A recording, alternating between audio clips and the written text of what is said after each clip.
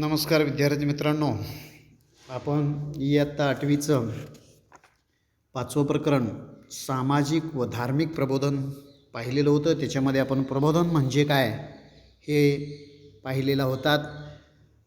परत एकदा मी सांगतोय, प्रबोधन म्हणजे काय की भारतातील सुशिक्षित समाजाला म्हणजे समाज जो आहे त्या समाजानं आपला देश प्रगतीपथावर नेण्यासाठी भारतीय समाजातले जे दोष आहेत किंवा अनिष्ट प्रवृत्ती ज्या आहेत त्याचं निर्मूलन करून मानवतावाद, समता, बंधुता या तत्वावरती आधारित नवसमाज निर्माण करण्याची आवश्यकता वाटू लागली. आणि त्या दृष्टीनं भारतीय समाजामध्ये जे विविध प्रश्न आहेत ते दूर करण्यासाठी सुशिक्षित विचारवंत आपल्या लेखणीद्वारे जे जनजागृती करू लागले. आणि ही जी तत्कालीन भारतात सुरू झालेली जी वैचारिक जागृती आहे तिलाच आपण प्रबोधन असं म्हटलेलं होतं. आणि त्या प्रबोधनामध्ये आपण ब्राह्मो समाजाची स्थापना, प्रार्थना समाजाचं कार्य, सत्यशोधक समाजाची स्थापना कोणी केली आणि त्या सत्यशोधक समाजाचं कार्य काय आहे. त्याच्यानंतर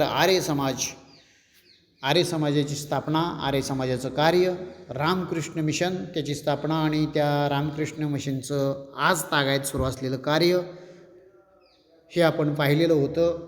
त्याच्यानंतर आपण स्त्रीविषयक सुधारणा करण्याच्या दृष्टीनं आपल्या भारतीय समाज सुधारकांनी किंवा सुशिक्षित समाजानं काय प्रयत्न केले ते आपण इथं पाहणार आहोत. म्हणजे ब्रिटिश सत्तेचा भारतात विस्तार झाला त्या काळात भारतातील स्त्रियांची परिस्थिती अतिशय दयनीय होती. त्यांना शिक्षणाचा अधिकार अजिबात नव्हता. समानतेची वागणूक तर अजिबात दिली जात नव्हती. उलट बालविवाह, जरटकुमारी विवाह, हुंडा पद्धती, सती प्रथा, केशवपन, विधवा विवास विरोध अशा अनेक प्रथा भारतीय समाजामध्ये होता. म्हणजे स्त्रियांच्यावरती भरपूर अन्याय या ब्रिटिश सत्तेच्या पूर्वीपासून म्हणजे भारतात सुरू होते. स्त्री ही तुच्छ लेखली गेलेली होती. तिनं फक्त चूल आणि मूल एवढंच काम करावं. आणि त्यावेळी अशा प्रथा होत्या जरटकुमारी विवाह म्हणजे काय, एखाद्या म्हणजे वयानं वृद्ध असलेल्या व्यक्तीबरोबर कुमारी मुलगीचं लग्न करणं. म्हणजे मुलीचा नवरा म्हातारा, ती लहान वयानं आणि त्याच्यापेक्षा कितीतरी वयानं त्याचा पती मोठा, अशी जी पद्धत होती याला जरटकुमारी विवाह पद्धत असं म्हटलं जायचं. एवढंच नाही तर हुंडा पद्धती होती. मुलीचं लग्न करायचं म्हणल्यानंतर हुंडा भरपूर घेतलं जायचं मुलीकडून. सती प्रथा, मी आता मागच्या तासिकेला तुम्हाला सांगितलं होतं की सतीची प्रथा म्हणजे काय.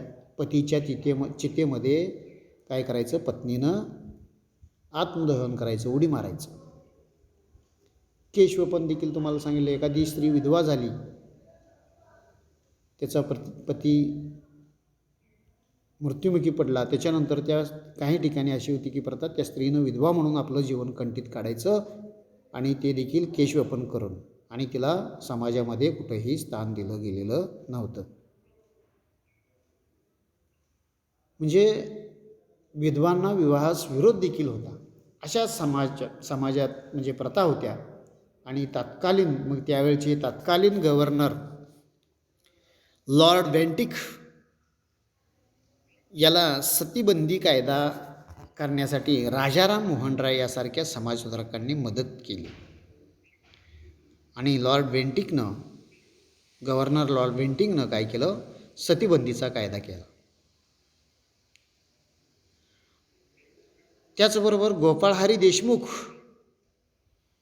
उर्फ लोकहितवादी यांनी शतपत्रातून स्त्री पुरुष समानतेचा पुरस्कार देखील केला होता.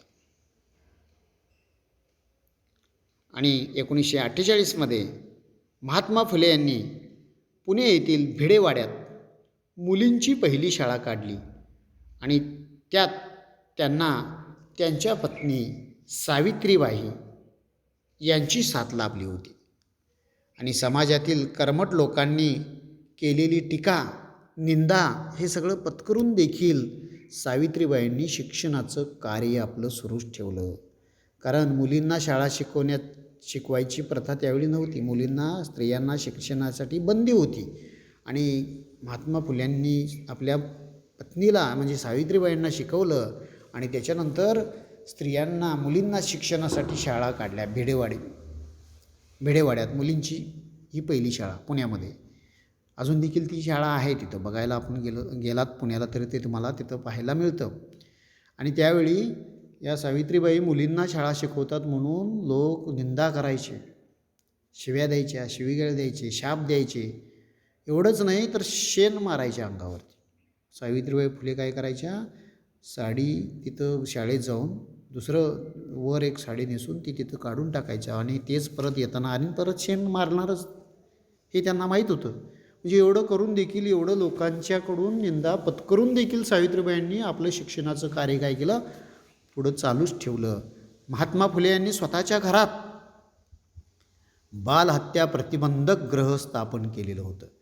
म्हणजे बालहत्या प्रतिबंधक ग्रह म्हणजे आपण आज देखील पाहतोय. मुली म्हणजे आता अलीकडच्या काळात सोनोग्राफी वगैरे करून काय केलं असतं, म्हणजे मुलींचं असेल तर ते म्हणजे पात केलं जातं. आणि त्यावेळी देखील अशी पद्धत होती आणि त्यामुळं बालहत्या प्रतिबंधक गृह स्थापन या महात्मा फुलेंनी त्यावेळी केलं होतं. आणि तेवढंच नाही तर केशवपनाची पद्धत म्हणजे स्त्रियांचं केशवपन केलं जायचं. एखाद्या स्त्रीचा पती मृत्युमुखी पडला तर त्या स्त्रीचं काय केलं जायचं, केशवपन म्हणजे केश मुंडन टक्कल केलं जायचं. म्हणून त्यासाठी ती पद्धत बंद व्हावी म्हणून काय केलं, या महात्मा फुलेंनी नाभिकांचा संप घडवून आणला मुंबईमध्ये. आणि विधवांच्या पुनर्विवाहाला मान्यता मिळवून देण्यासाठी पंडित ईश्वरचंद्र विद्यासागर, विष्णुशास्त्री पंडित वीरेश लिंगम पंतलू यासारख्या लोकांनी म्हणजे विशेष प्रयत्न केलेले आहेत. त्याचबरोबर गोपाळ गणेश आगरकर यांनी आपल्या सुधारक या वृत्तपत्रातून बालविवाह, संमती वयाचा कायदा यावर परखड मतं मांडलेली आहेत. म्हणजे बालविवाहाला विरोध त्यावेळी झाला. महर्षी विठ्ठल रामजी शिंदे यांनी मुंबई येथे देवदासी प्रथेविरुद्ध काय केला, एक परिषद भरवलं. देवदासी म्हणजे तुम्ही बघताय ती जटा वगैरे असतात आणि तिला देवदासी म्हणून समाजामध्ये तिनं काय करायचं नाही, लग्न वगैरे करायचं नाही, ती देवदासी म्हणून कायम तशीच राहायची. ही जी प्रथा होती ती प्रथा, त्या प्रथेविरुद्ध रामजी शिंदे यांनी काय केलं, महर्षी विठ्ठल रामजी शिंदे यांनी काय केलं, एक परिषद भरवलं. त्याचबरोबर ताराबाई शिंदे यांनी स्त्री पुरुष तुलना या ग्रंथातून अत्यंत जहाल भाषेत स्त्रियांच्या हक्कांचा पुरस्कार केला. म्हणजे स्त्रियांनी देखील या स्त्रियांच्यावरती होणाऱ्या अन्यायाविरुद्ध उठाव किंवा लेखन केलं.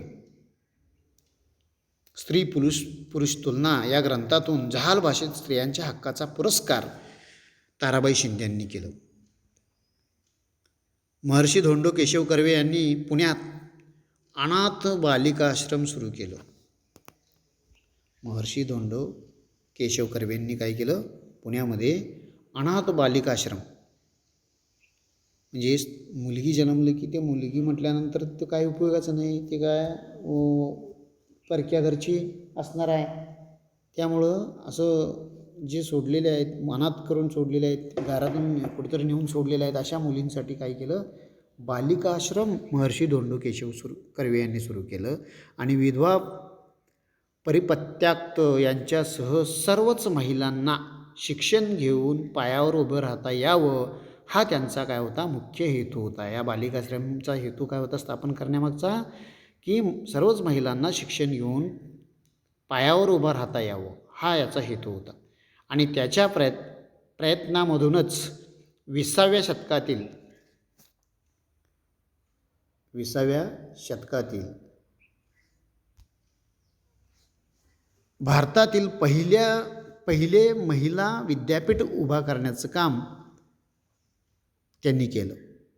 त्याच्यानंतर पंडिता रमाबाई यांनी शारदाश्रम संस्थेची स्थापना करून दिव्यांग मुले आणि मुली स्त्रिया यांच्या पालनपोषणाची जबाबदारी स्वीकारली.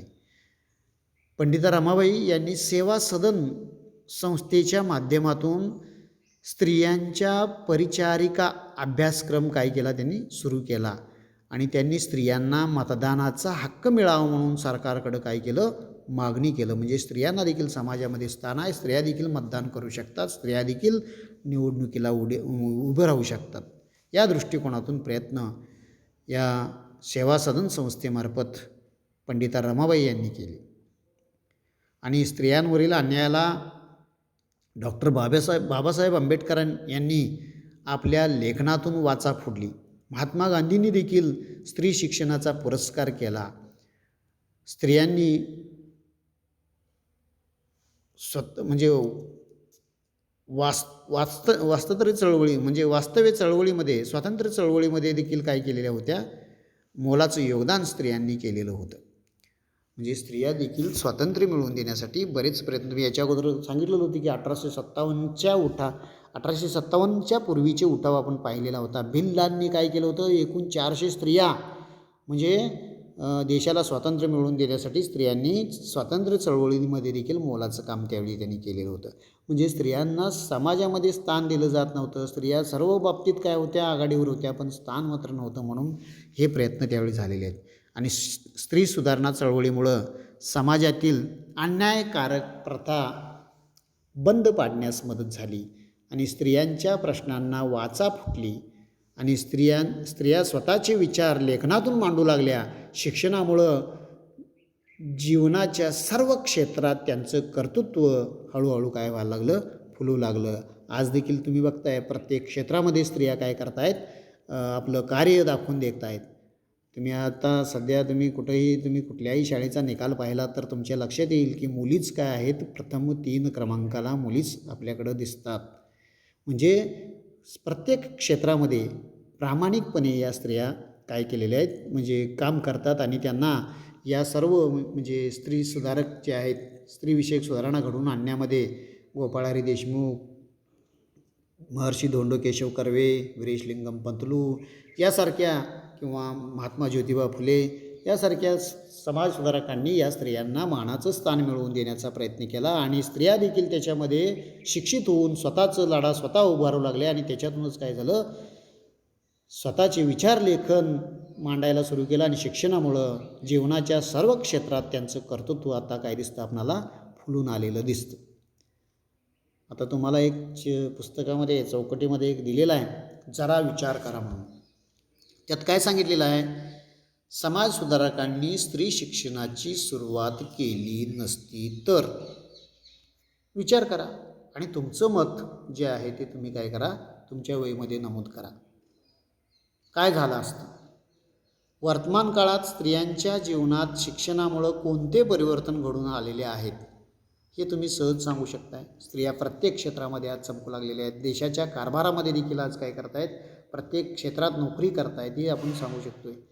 अनेक जबाबदाऱ्या स्त्रिया पेलू शकतात हे आपण सांगू शकतोय. त्याच्यानंतर आणखीन एक विचारलेलं आहे, जरा विचार करा म्हणून. आजही स्त्री शिक्षणासाठी प्रयत्न करण्याची गरज आहे असे तुम्हाला वाटते का? जर होय तर कोणते प्रयत्न करायला हवेत असं तुम्हाला ते विचारलेले आहेत. आणि या प्रश्नांची उत्तरं तुम्ही काय करायचं आहे, तुम्हाला हे मुभा आहे, तुम्हाला असंच उत्तर पाहिजे, तसंच उत्तर पाहिजे, पुस्तकातलंच पाहिजे असं काय नाही आहे. तुमचं विचार, तुमच्या मत मांडण्यासाठी तुम्हाला इथं मार्क आहेत. असे प्रश्न देखील तुम्हाला काय करू शकतात, देऊ शकतात आणि त्यामुळं त्याला काय, तुमच्या मताला देखील तिथं मार्क असू शकतं आणि तुमचं मत तुम्ही मांडू शकता. त्याच्यानंतर आपण जाणार आहोत मुस्लिम समाजातील सुधारणा चळवळ. मुस्लिम समाजातील सुधारणा चळवळ. आता मुस्लिम समाजामध्ये देखील अनेक प्रथा होत्या. अब्दुल लतीफ यांनी मुस्लिम समाजातील धर्मसुधारणेला सुरुवात केलेली होती आणि त्यांनी बंगाल प्रांतात द मोहमेडन लिटररी सोसायटी या संस्थेची स्थापना केली आणि त्याच्यानंतर सर सय्यद अहमद खान यांनी मोहम्मद ॲग्लो ओरिएंटल कॉलेज नावाचे एक कॉलेज स्थापना केली आणि पुढं याच कॉलेजचं नाव अलीगढ मुस्लिम विद्यापीठात रूपांतर झालं. त्यांनी काय केलं, पाश्चिमात्य विज्ञान त्याच पद्धतीनं तंत्रज्ञानाचा पुरस्कार केला आणि पाश्चिमात्य शिक्षण आणि विज्ञान यांचा अंगीकार प्रत्येक मुस्लिम समाजानं केल्याशिवाय या समाजाची प्रगती होणार नाही असं त्यांनी काय केलं, त्यांनी ठाम मत मांडलं आणि त्या दृष्टीनं मुस्लिम समाजामध्ये सुधारणा व्हावं या दृष्टीनं प्रयत्न सर सय्यद अहमद खान यांनी त्यावेळी केलेलं आहे. जसं मुस्लिम समाजामध्ये सुधारणा व्हावं असं चळवळी झाल्या सर सय्यद मोहम्मद खान, त्याच पद्धतीनं त्याच्या अगोदरचे अब्दुल लतीफ यांनी जसं प्रयत्न केलं तसं हिंदू समाजात देखील चळवळी झाल्या. हिंदू समाजाला देखील सन्मानानं स्थान मिळावं म्हणून 1915 साली हिंदू महासभा या संघटनेची स्थापना झाली. पंडित मदन मोहन मालवीया यांनी बनारस व हिंदू विद्यापीठाची पायाभरणी केली. डॉक्टर केशव बळीराम हेडगेवार यांनी 1925 साली राष्ट्रीय स्वयंसेवक संघाची स्थापना नागपूर या ठिकाणी केली. त्याच पद्धतीनं हिंदुत्ववादी तरुणांची एक शिस्तबद्ध व चारित्र्य संपन्न संघटना उभारणं हे त्याचं ध्येय होतं. राष्ट्रीय स्वयंसेवक संघ स्थापन करण्यामागचं उद्दिष्ट काय होतं की हिंदुत्ववादी तरुणांची शिस्तबद्ध आणि चारित्र्य संपन्न संघटना उभारणं हे त्याचं उद्दिष्ट होतं किंवा ध्येय होतं. आणि हिंदू समाजामध्ये असणाऱ्या ज्या प्रथा आहेत किंवा अनिष्ट प्रथा असतील त्या सुधारण्याचा प्रयत्न या राष्ट्रीय स्वयंसेवक संघटनेमार्फत केलं गेलेले आहेत. त्याच्यानंतर स्वातंत्र्यवीर वीरा सावरकर यांनी रत्नागिरी येथे हिंदू धर्मातील सर्व जातींना मुक्त प्रवेश असणाऱ्या पतितपावन मंदिराची निर्मिती केली. त्याच पद्धतीनं सहभोजनादी कार्यक्रम देखील त्या ठिकाणी त्यांनी राबवलं. आधुनिक भारताच्या इतिहासामध्ये हा जो प्रबोधनाचा आविष्कार जो आहे तो महत्त्वाचा आहे. कारण स्वातंत्र्य, समता, राष्ट्रवाद या कल्पनांनी भारावलेल्या समाजसुधारकांनी राजकीय क्षेत्रात राष्ट्रव्यापी चळवळ उभी केली. याचा अभ्यास आपण पुढच्या तासिकेला पाहणार आहोत. आता तुम्हाला याच प्रकरणामध्ये विचारलेलं आहे, माहीत आहे का तुम्हाला प्रबोधनाचे इतर क्षेत्रामधील आविष्कार काय आहेत ते तुम्हाला माहीत आहेत का?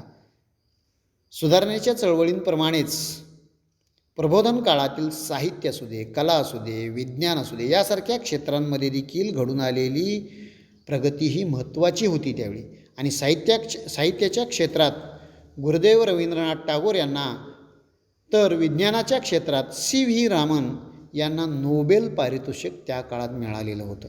यावरून भारताच्या प्रगतीची कल्पना किंवा भारतातलं प्रबोधनाचा आविष्कार आपणाला लक्षात येतो.